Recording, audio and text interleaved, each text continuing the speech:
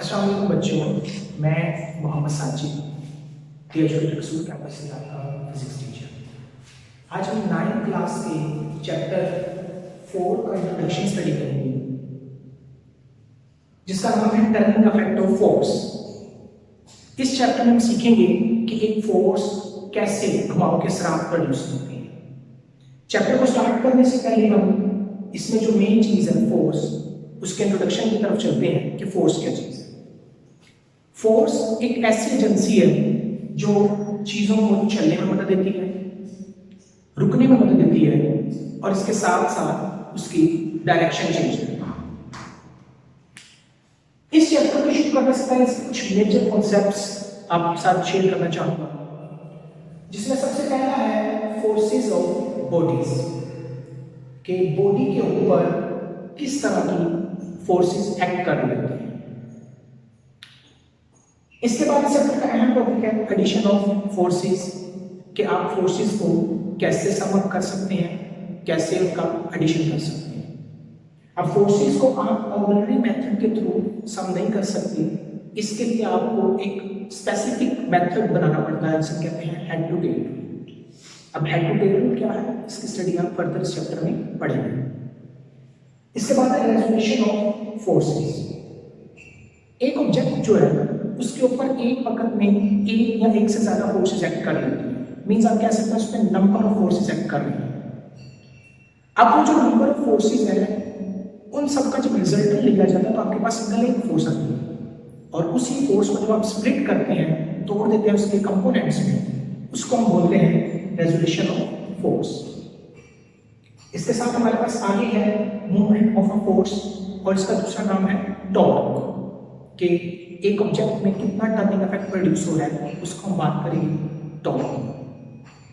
Next है हमारे पास principle of movement, कि प्रिंसिपल ऑफ मूवमेंट क्या है।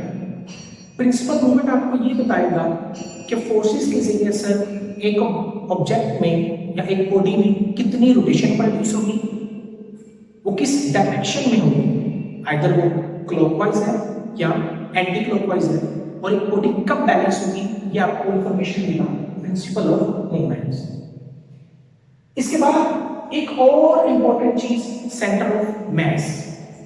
सेंटर ऑफ मास जो है ये बहुत ज्यादा इंपॉर्टेंट है।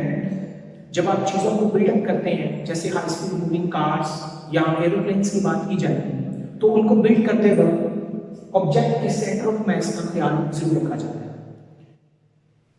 इसके साथ आपके पास है इक्विलिब्रियम, कि इक्विलिब्रियम क्या चीज है। कोई ऑब्जेक्ट कब इक्विलिब्रियम स्टेट में होगा, इसकी कंडीशंस क्या क्या है, ये सारी की सारी हम इस चैप्टर में स्टडी करेंगे।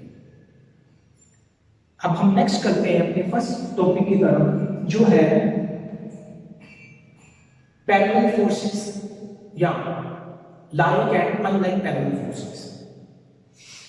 सबसे पहले बात करते हैं कि पैरेलल फोर्सेस का क्या मतलब है। Parallel forces means those forces which are parallel to each other। ऐसी फोर्सेस जो एक दूसरे के पैरेलल होती हैं उन्हें बोलते हैं पैरेलल फोर्सेस। और दो चीजें जब पैरेलल होती हैं तो वो इनफिनिट डिस्टेंस तक भी अगर मूव कर जाए तो उनका पॉइंट ऑफ इंटरसेक्शन आपको कभी नहीं मिलता, क्योंकि वो कभी भी एक दूसरे को इंटरसेक्ट नहीं करते। अब पैरेलल फोर्सेस जो है इनकी फर्दर दो टाइप्स हैं, एक है लाइक पैरेलल फोर्सेस और दूसरी है अनलाइक पैरेलल फोर्सेस। हम पहले बात करेंगे लाइक पैरेलल फोर्सेस। तो डिफाइन करते हैं लाइक पैरेलल फोर्सेस क्या होते हैं। हम कहते हैं those forces which are parallel to each other and have same direction. इसका मतलब है कि पैरेलल तो वो दोनों हैं, मगर साथ में एक चीज का इजाफा है, उनकी डायरेक्शन। मतलब डायरेक्शन एक ऐसी चीज है जो आपको बताएगी कि आपकी फोर्सेस लाइक पैरेलल है या अनलाइक पैरेलल है। तो अगर उनकी डायरेक्शन सेम है तो फिर वो होंगी लाइक पैरेलल फोर्सेस। जैसे एग्जांपल के तौर पे एक छोटी सी फिगर बनी हुई है और यहाँ पे हमने दो फोर्सेस इंडिकेट की है, एक F1 और एक F2 है। आप देख सकते हैं कि दोनों फोर्सेस सेम डायरेक्शन में मूव कर रहे हैं, तो लिहाजा इनको हम बोलेंगे कि F1 and F2 both are like parallel forces to each other. अब इसी तरह हम बात करते हैं अनलाइक पैरेलल फोर्सेस की। डेफिनेशन इनकी बिल्कुल सेम है लाइट की तरह, मगर सिर्फ थोड़ा सा फर्क है। Unlike tugging forces are the forces which are parallel to each other but having opposite direction या having direction opposite to each other। और इसी तरह यहाँ पे भी हमने फिगर के साथ दो फोर्सेस दी हैं, F1 और F2।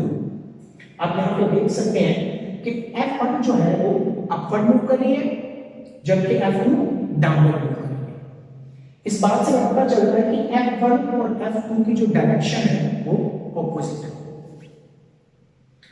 डियर स्टूडेंट्स, उम्मीद है कि आपको लेक्चर अच्छा लगा होगा।